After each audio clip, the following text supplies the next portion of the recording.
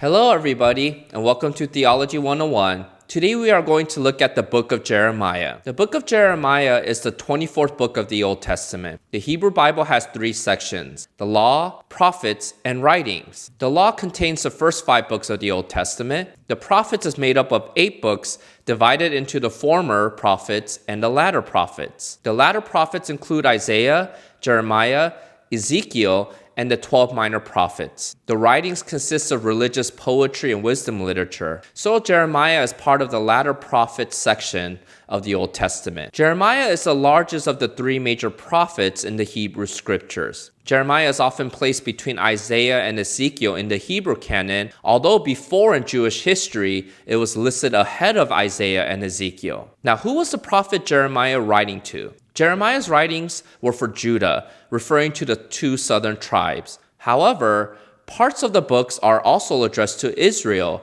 referring to the 10 northern tribes. So we see that although the main audience was Judah, there were times where Jeremiah identifies both Israel and Judah as his intended audience. Now, the structure of Jeremiah can be seen with 4 distinct parts. The first part is Jeremiah chapters 1 to 25. The second part is Jeremiah chapters 26 to 45. The third part is Jeremiah chapters 46 to 51. And the fourth part is Jeremiah chapter 52. The purpose of Jeremiah can be summarized in Jeremiah chapter 9, verses 23 to 24. Thus says the Lord, let not the wise man boast in his wisdom, let not the mighty man boast in his might, let not the rich man boast in his riches, but let him who boasts boast in this, that he understands and knows me, that I am the Lord who practices steadfast love, justice, and righteousness in the earth. For in these things I delight, declares the Lord. So with this purpose in mind, let me give you the historical backdrop to the book of Jeremiah. Jeremiah lived in Israel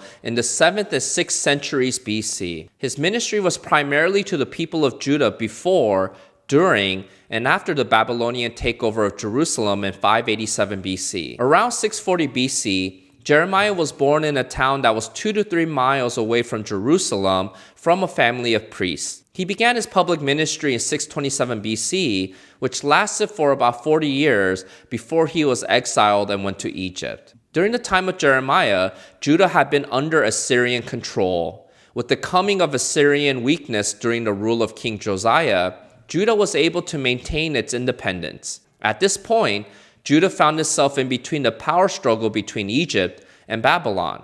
After Josiah's death during battle, when he tried to stop the Egyptian army from reaching Assyria, Judah fell under control of Egypt. After the Babylonians defeated Egypt in 605 BC, Jehoiakim, the king of Judah, transferred his allegiance to Babylon. Now Nebuchadnezzar, the ruler of Babylon, decided to place Zedekiah, one of Josiah's sons, as king of Judah in place of Jehoiakim. However, Zedekiah did not learn from his brother's example and tried to rebel against Babylon with promised help from Egypt. Nebuchadnezzar responded to this threat by surrounding Jerusalem. After 18 months, when those in Jerusalem were weakened by hunger and disease, Judah was no longer able to continue fighting. Nebuchadnezzar took control over Jerusalem and destroyed their temple. This is where Nebuchadnezzar took many people to Babylon as hostages. Jeremiah's troubles did not end when his prophecies were proven to be true with the destruction of Jerusalem in 587 BC. He loved his people too much to abandon them,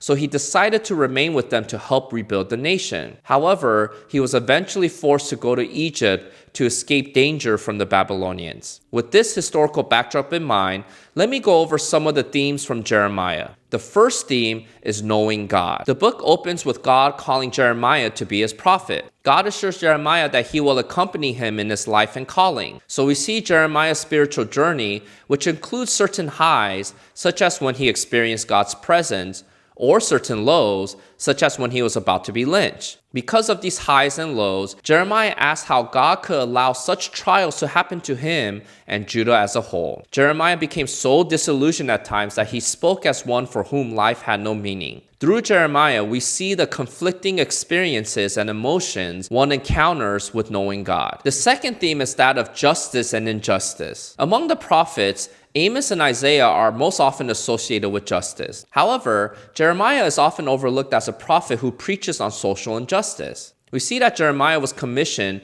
to search for one person of integrity in the city of Jerusalem. Jeremiah's search of the lower classes turned up empty, for they didn't know the ways of the Lord or his justice. When Jeremiah searched amongst the upper class, he was also disappointed to find that nobody followed the way of God's justice. So within Jeremiah, we see that justice has to do with upholding God's truth and showing compassion to the poor.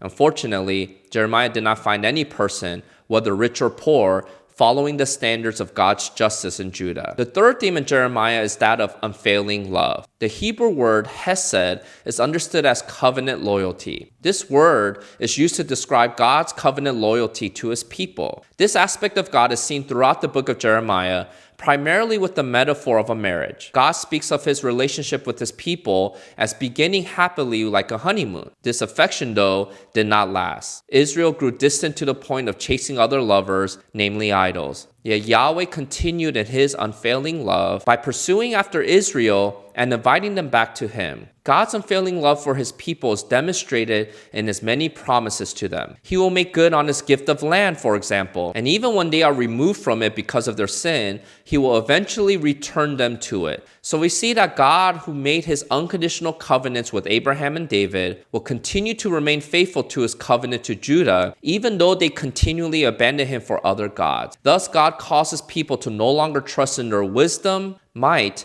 and riches, but to trust in the fact that they know God and that God will remain faithful with his undying love for them. Thank you to today's sponsor, On Reverence. They offer a free digital worship music app called Maskill. If you want to find out more, I'll leave some links below in the description box. If you missed the last video about the book of Isaiah, I'll leave a link here for you to watch. And until next time, see you.